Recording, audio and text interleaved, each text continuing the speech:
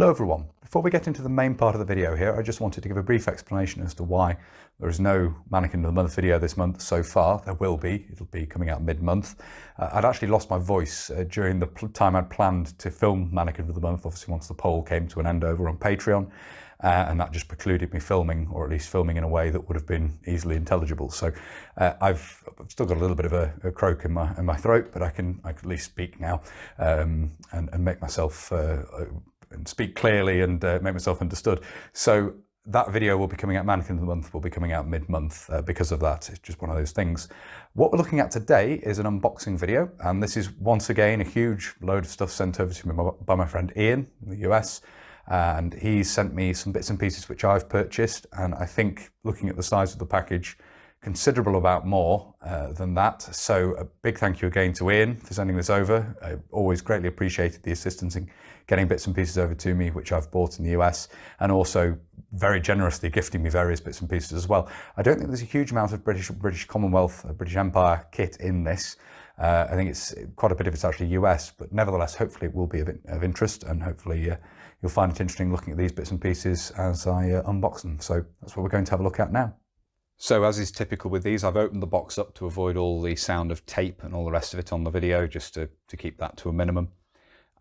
From having a glance in here, there's a huge amount in here which I didn't know was coming, which is Ian has sent me, which is sort of US Gulf War related, which is fantastic, but not something I expected. Ian's been very generous once again in all the bits and pieces he's sent me here. As you probably see a few of the bits on top here. This will be quite an interesting load to unbox. I don't think at the top here I can see anything which I've actually ordered and sent to Ian, which was the main purpose. Was he very kindly sort of gathered a load of things together for me again, which I'd sent to him from sellers who wouldn't ship to the UK, and he's added a huge amount in here as well. So very generous once again. Anyway, without further ado, I'll move this to one side. I'll get this out of the way, probably adjust the camera a little bit as well, because we're quite zoomed out at the minute to be able to look at the box. And we'll start looking at these bits and pieces individually. I'll start pulling them out and we'll have a look at what's arrived. Right, so the first thing to look at here are a pair of boots, which were on the top there, which I did sort of know these were coming, and talked to Ian about an interest in getting hold of a pair of these. These are a pair of early issue US desert boots. As with the British Army, the need for a desert boot was identified soon on entering the Gulf War during Operation Desert Shield and the early part of Operation Granby for the British. And in both countries, there was a bit of a rush to develop something in terms of the British boot that's fairly well known. I think I have covered them on the channel previously. I will be doing if I haven't already. They were based on the British version of the US Jungle Boot to a degree.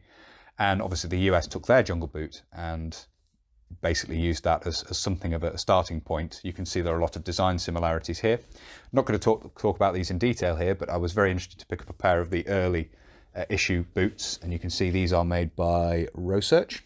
You can see on the sole there. They're size 12R, which is a size up from what I normally take, but with a thick pair of socks, these will work fairly well. I don't plan to wear them very often, obviously, but they are effectively in a size I can wear, which is nice. It's in a little bit of use, which is nice again. You do find these unissued occasionally, but nice to have a pair which were actually issued out and used, or certainly used by somebody. I suppose they could have been used after having been purchased surplus. But we'll talk about these at some point in the future, possibly on my secondary channel, where I focus more on the US kit alongside East German and other bits and pieces over on RM Military Miscellany. These will probably turn up over there, maybe in a direct comparison with US Jungle Boots. I may make a comparison between these and British Desert Boots, excuse me, at some point in the future as well, because they are a better design overall, being based on US experience with the Jungle Boots, of course. So very pleased to have those. Thank you, Ian. Much appreciated.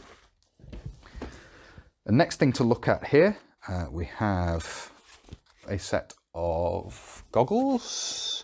Goggles, sun, wind and dust. So these are really nice to have.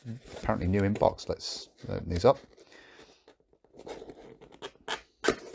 So I think these are probably quite, well, modern examples, but new in box with the instructions and everything.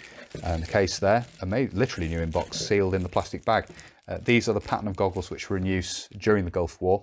I think they were introduced in the 70s, similar to previous designs, of course, but really nice to have. Thank you for these, Ian. I'm loath to open them up, but lovely, fantastic. A set of those, new in box, back in the right way around, and close that up again.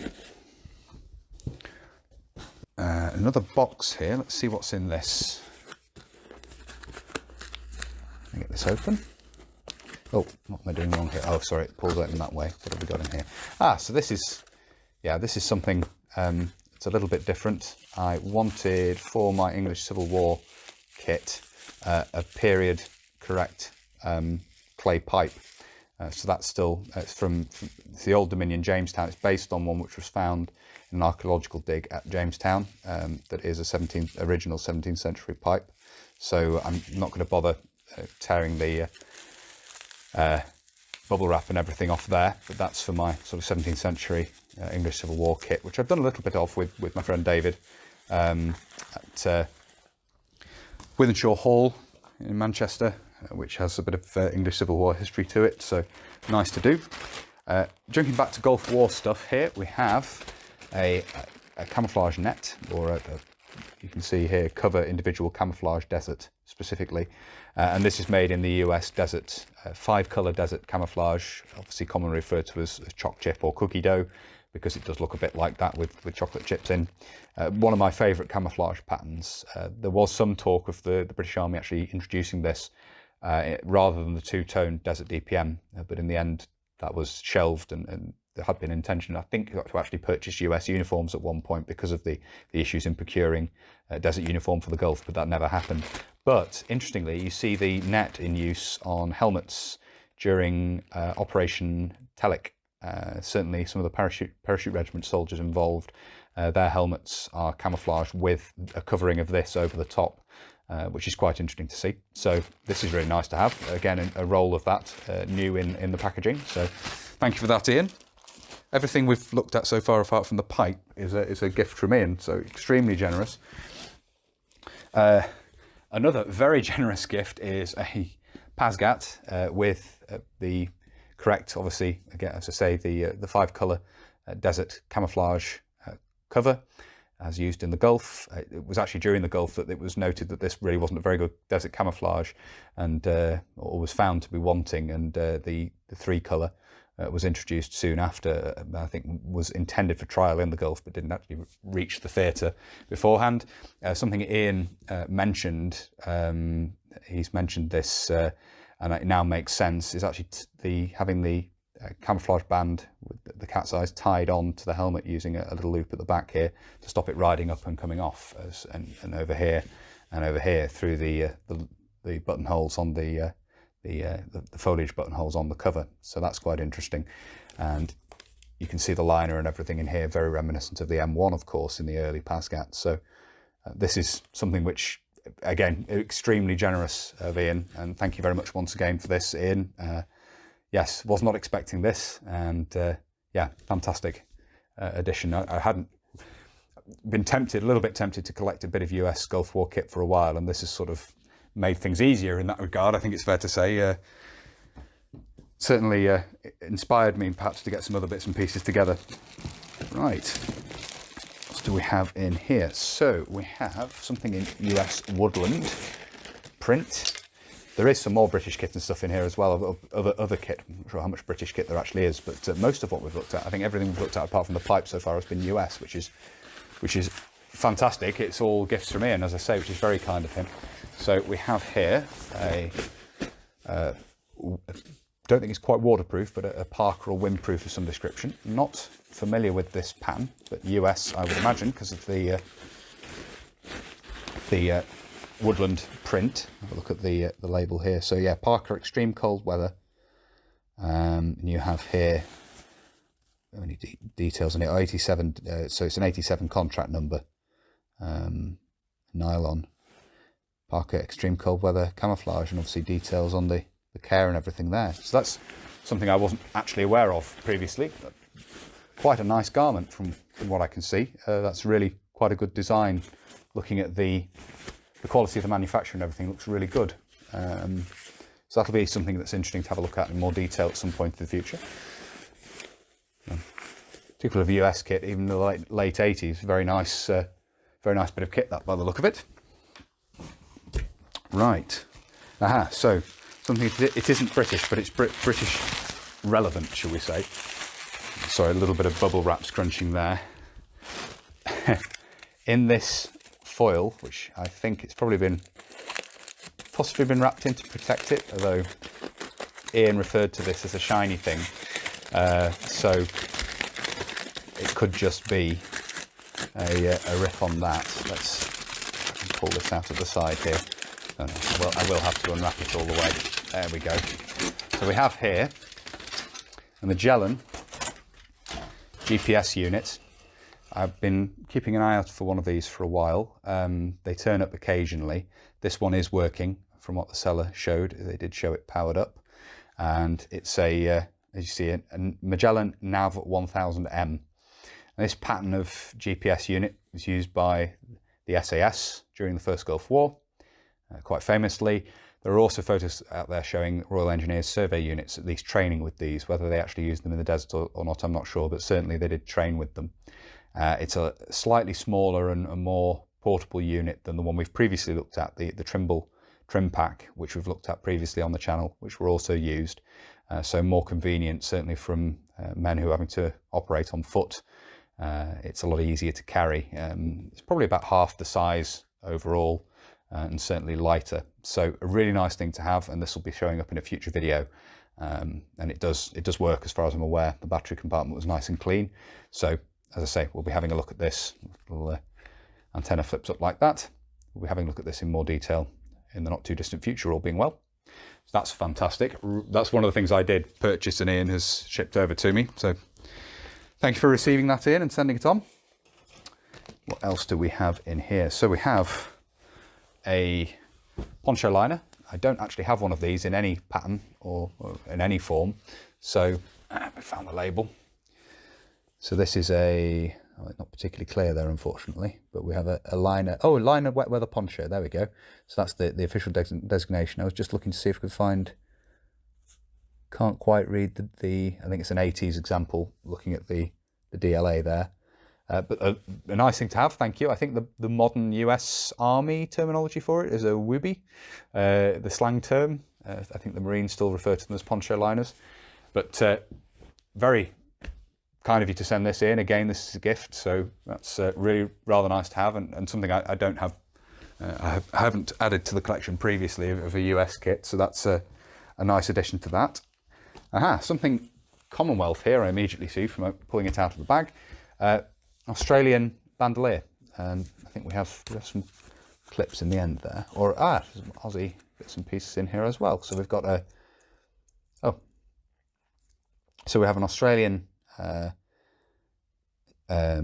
Commonwealth Military Forces badge there, the bronze cap badge, which is very nice, and a cap badge here of a regiment. I forget which regiment this is, but Britannia anyway.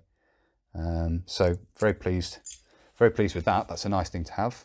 60s Australian bandolier. You can see there on the back the date 66, the end there. So Australian Vietnam War era bandolier. Right, next thing in here.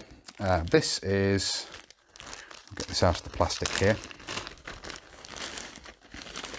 A US military police brassard. This is actually, remove the tag that's left on there. I've actually purchased this for New Zealand use. So this is something that's come up previously on the channel relatively recently. We've talked about this a little bit. This is a cloth military police brassard as opposed to the vinyl ones we've looked at previously. And the reason for getting this is I actually have a New Zealand Provost Corps shoulder title, which they often wore on the brassards. So this is an example where I can actually stitch on the shoulder title and use this for New Zealand military police in Vietnam. So nice addition to that side of things there as well. Ian often sends me one of these in these packages, a US first aid pouch. And no markings on the inside there, but normally on the back, aren't they? There we go. Yeah, faded, but the ink stamp is there. So thank you, Ian. You must have loads of these, I'm assuming, because you often include one, I think, in the packages when you send them over. So useful thing to have. Thank you. What else do we have here? There are a couple of things still in bubble wrap, so excuse me a moment. I may well pause the video here just while I open this up. Couple of US railroad related items here. Penn Central first aid kit and Metroliner's matchbook with matches. And there's another one thrown in here as well, which I don't think was part of the order, but the Iron Horse restaurant, which they've thrown in there. So yeah, not of military interest there, but my sort of US railroad collecting. Put that in.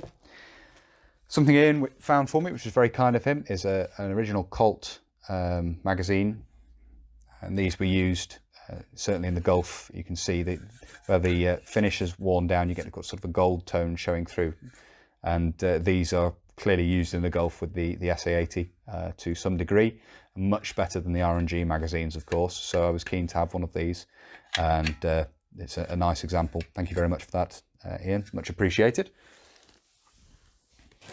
Right, what else do we have in here? So we have in plastic bag here, which I won't bother opening up fully, we have a set of furniture. We've got a carry handle, a buttstock, butt plate, and the sling swivel there for my FAL. And the reason for this is to take one further step on the road of making it look like an Irish FAL.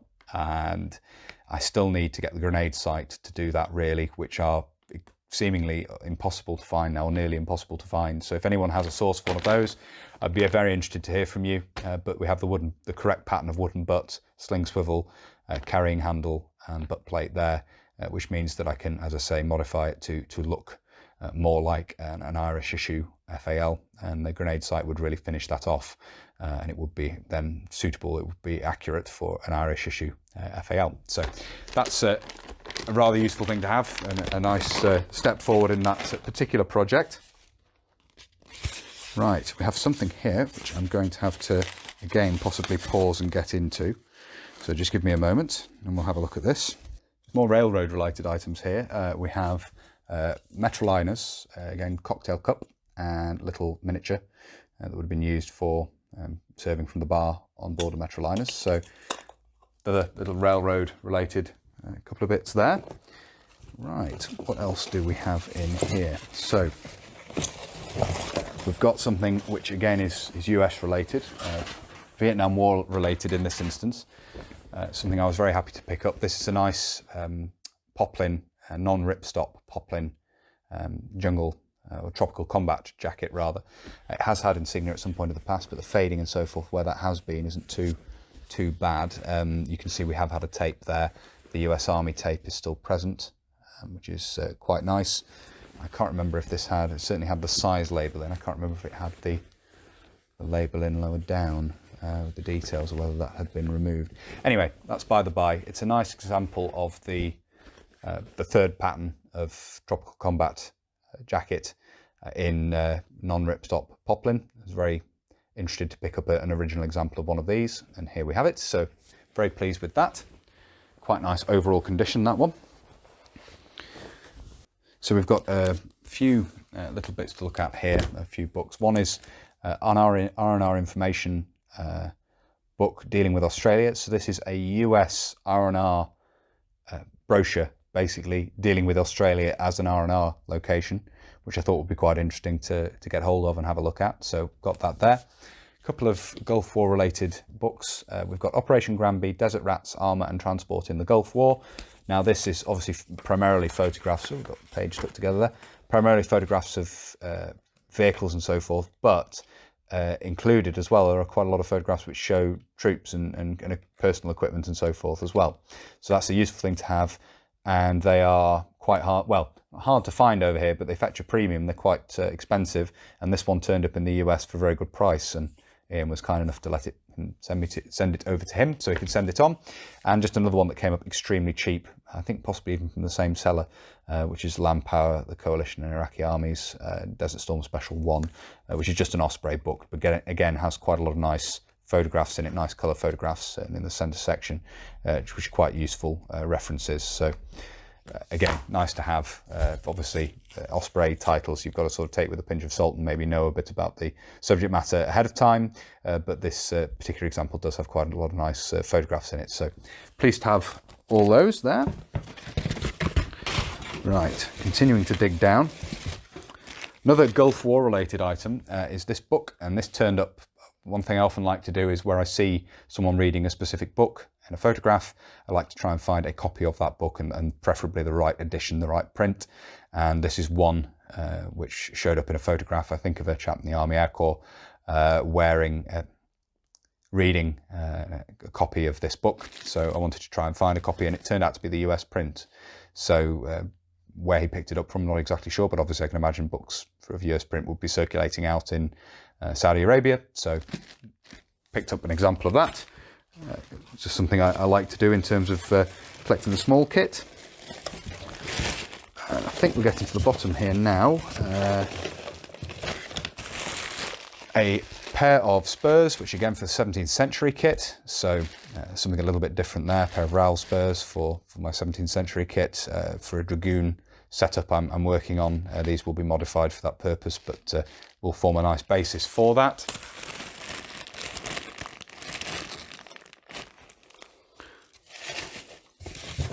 And I think the final thing to mention here are a pair of another couple of muzzle caps which Ian has sent to me. So these work on obviously the M16 and the SA80, the L85 muzzle device. So a couple of those there as well. And I think that is everything. So thank you very much once again, Ian. That's everything that's arrived in this batch of bits and pieces from the US. So there we are, a huge collection of items here that Ian sent over to me. I'd say a few of these I've purchased myself, but Ian's included a lot of these gratis as gifts to me, which is incredibly generous of him. And it's sort of set the stage for a Gulf War US set of equipment, which is something I hadn't necessarily planned on in any detail. I do have some period US web equipment and so forth, in part because it was used by both New Zealand and Australia to a limited degree, the Alice equipment. So I do have a little bit of Alice equipment floating around already, and I think I do have a Desert Battle Dress Uniform Desert BDU shirt somewhere knocking around as well. Simply, it was very, very cheap, or it came with another lot of uniforms, I think, and I really like the so-called choc chip print, the US Desert Camouflage print. So I do have that already. So sort of basic makings of a US mannequin there. So that might be something which crops up on my secondary channel, RM Military Miscellany, at some point in the future.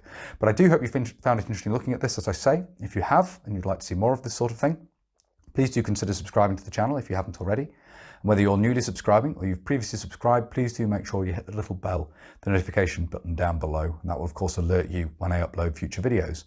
If you really like my uploads and you'd like to support the channel, you can. Both Patreon and PayPal are linked down below. And as I always say, a huge thank you to everybody who supports the channel using those two methods. It really is greatly appreciated. Thank you all very much indeed. If you'd like to follow the channel on social media, you can. Facebook, Instagram and Twitter are all linked down below. And if you'd like to get in touch but you don't really use social media, there is of course an email address in the description as well. That's everything for this video. So until next time, bye for now.